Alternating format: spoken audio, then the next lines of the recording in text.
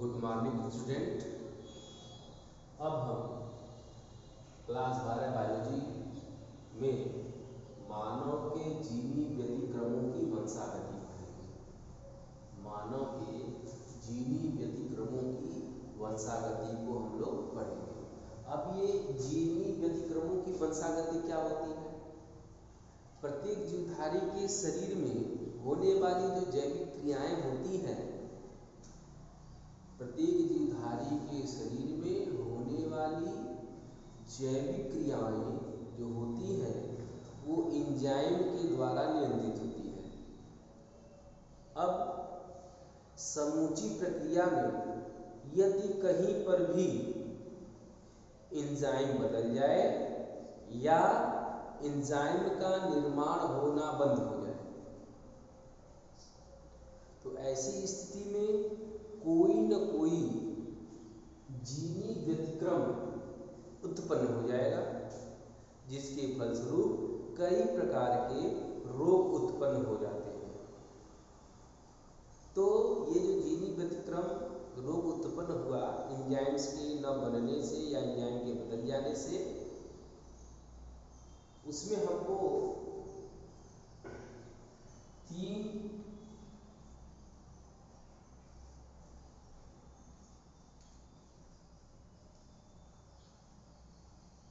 पढ़ना है। रंजकहीनता, हसियाकार रोजगाड़ू एनीमिया और एल्केप्टोन्यूरिया, ये तीन चीज़ें जो हैं हम लोगों को पढ़ना है।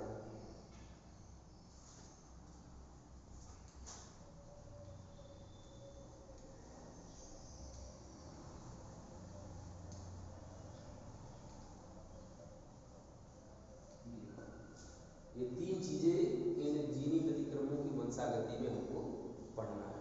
तो सबसे पहले हम रंजकहीनता के बारे में पढ़ना शुरू करते हैं कि रंजकहीनता क्या होती है और कैसे ये उत्पन्न होती है, का क्या कारण है। तो रंजकहीनता में जैसा कि सभी लोग जानते हैं, जो रंजकहीनता है इसको जानने के लिए सबसे पहले हम ये जानेंगे कि जो त्वचा का रंग होता है, आँख की पुतली का जो रंग होता है, या फिर जो बालों का रंग होता है, बालों का रंग होता है, ये सब एक विशेष प्रकार के मिलेनिन वर्णक होता है। इसी मिलेनिन वर्णक की उपस्थिति में जो होता है त्वचा, बाल और नेत्र की पुतली का रंग जो है बना होता है। अब यदि इस वर्णक की अनुपस्थिति हो जाए, अगर मिलेनिन वर्णक शरीर में न हो तो क्या होगा कि जो त्वचा का रंग है वो सफ़ेद सा हो जाएगा, बाल सफ़ेद हो जाएंगे, आँख की पुतली का रंग जो काला है वो काला ना होकर के गुलाबी या लाल हो जाएगा। तो इसे ही हम रंजकहीनता कहते हैं। तो रंजकहीनता क्या है कि मेलेनिन वर्णक यदि शरीर में अनुपस्थित हो गया तो त्वचा, आँख की पुतली और बालों का रंग बदल जाएगा। तो इस जब बदल जाएगा तो इस त्वचा का रंग सफ़ेद सा हो जाएगा, आँख की पुतली का रंग गुलाबी या लाल हो जाएगा, बालों का रंग सफ़ेद हो जाएगा। तो इस प्रकार के जो दोष उत्पन्न होंगे उसे हम क्या नाम दिए हैं? रंजकहीनता या एल्बिनिज्म कहते हैं। अब क्यों नहीं होगा मेलेनिन वर्णक का निर्माण? अब आइए उसके बारे में जानते हैं। एक्चुअली में होता क्या है कि जो मेलेनिन आपका पिगमेंट्स है, मेलेनिन जो पिगमेंट होता है वो एक विशेष प्रकार के एंजाइम टायरोसिनेज एंजाइम की उपस्थिति में मेलेनिन वर्णक का निर्माण होता है। और ये जो टायरोसिनेज एंजाइम होता है वो एक प्रभावी कैपिटल ए जीन की उपस्थिति में बनता है। अब इसके साथ जो पेयर में होगा, यदि अप्रभावी जीन स्मॉल ए की उपस्थिति में क्या होगा कि नहीं बनेगा। अगर कैपिटल ए है तो सामान्य, अब कह रहा है कि कैपिटल ए और स्मॉल ए साथ ही जीन अप्रभावी है तो भी ये सामान्य रहेगा। ठीक, अब यदि दोनों जीन स्मॉल ए हो गए तब ये रंजकहीन हो जाएगा जीन, अर्थात दोनों अप्रभावी जीन जब उपस्थित हो जाते हैं तब रंजकहीनता होती है। तो कैपिटल ए अगर जीन एक है या दोनों हैं तो उस उपस्थिति में टायरोसिनेज एंजाइम बनेगा और मेलेनिन पिगमेंट्स का निर्माण होगा, तो रंजकहीनता रोग नहीं होगा। अब कह रहा है कि यदि इनमें से ये स्मॉल ए हो गया तो टायरोसिनेज एंजाइम का निर्माण नहीं होगा। अगर टायरोसिनेज एंजाइम का निर्माण नहीं होगा तो मेलेनिन वर्णक नहीं बनेगा, मेलेनिन वर्णक नहीं बनेगा तो रंजकहीनता का रोग हो जाएगा। तो ये आपका रंजकहीनता हो गया। अब हम बात करते हैं दात्र कोशिका या हंसियाकार विषाणु की। दूसरा सिकल सेल एनीमिया, जो सिकल सेल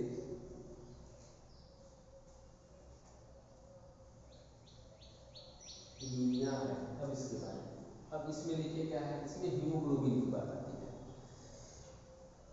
यह एक उपापचयी जो है डिसऑर्डर है। यह हीमोग्लोबिन के विशिष्ट आणविक संरचना में अनियमितता या विकृति के कारण होता है। अब इसमें ये है कि जो हीमोग्लोबिन है उसमें ऑक्सीजन धारण करने की क्षमता अधिक होती है सामान्य, अगर सामान्य हीमोग्लोबिन है तो। और यदि वही हीमोग्लोबिन विकृत हो गई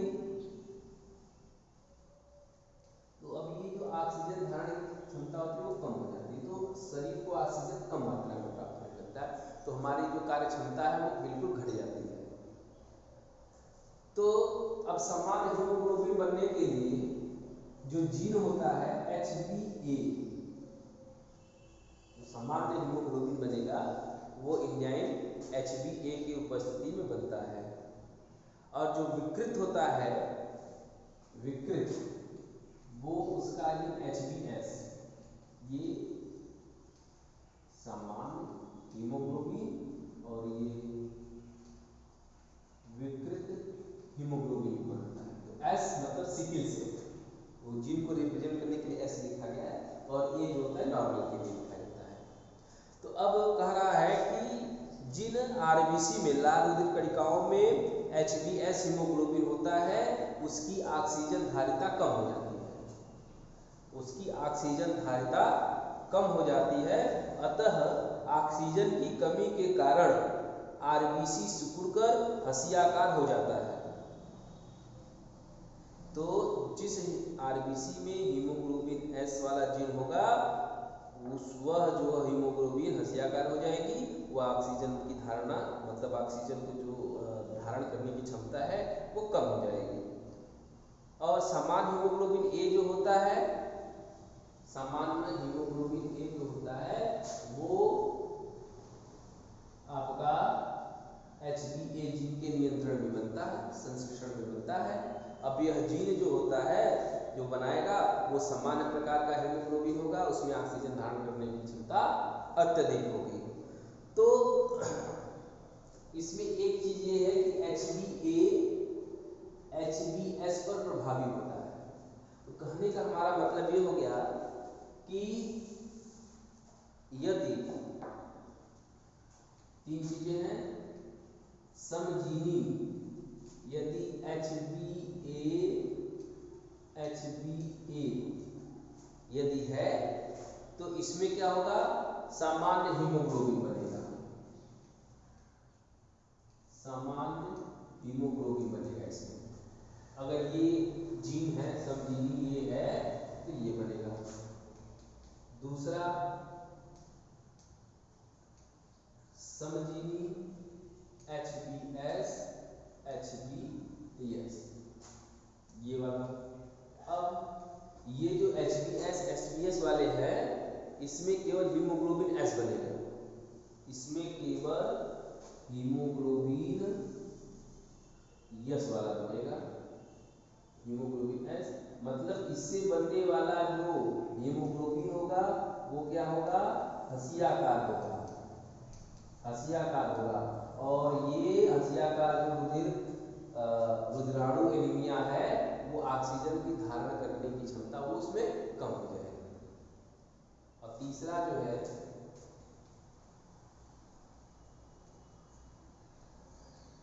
विषमजीनी HbA HbS होगा। इसमें A प्रभावी है या सब प्रभावी, तो इसमें 50% सामान्य हीमोग्लोबिन बनेगा और 50% हसियाकार हीमोग्लोबिन बनेगा, दोनों प्रकार के। तो इसमें क्या होता है, दोनों प्रकार के आरबीसी में हीमोग्लोबिन बनता है।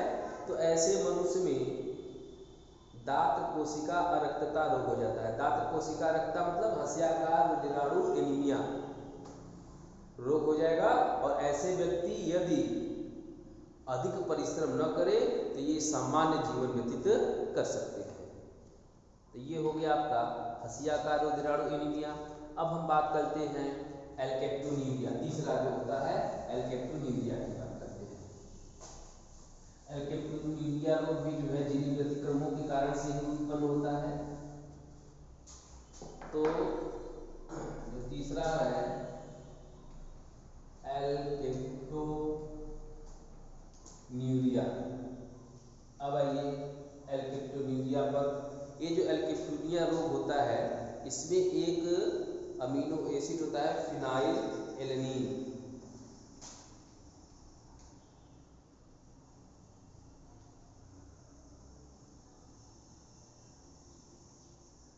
फिनाइल एलेनिन ये अमीनो एसिड है, ठीक। अब ये जो फिनाइल ये एलेनिन नामक अमीनो एसिड है ये क्या करता है, ये आगे की प्रक्रियाओं में, एंजाइम की प्रक्रियाओं में भाग लेता है और ये होमोजेनेटिक एसिड बनाता है।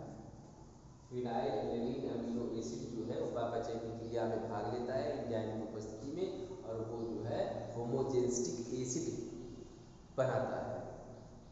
यहाँ तक तो उपापचय क्रियाएं समान रूप से चलती हैं, किंतु इसके आगे जो होता है होमोजेनेटिक एसिड की जो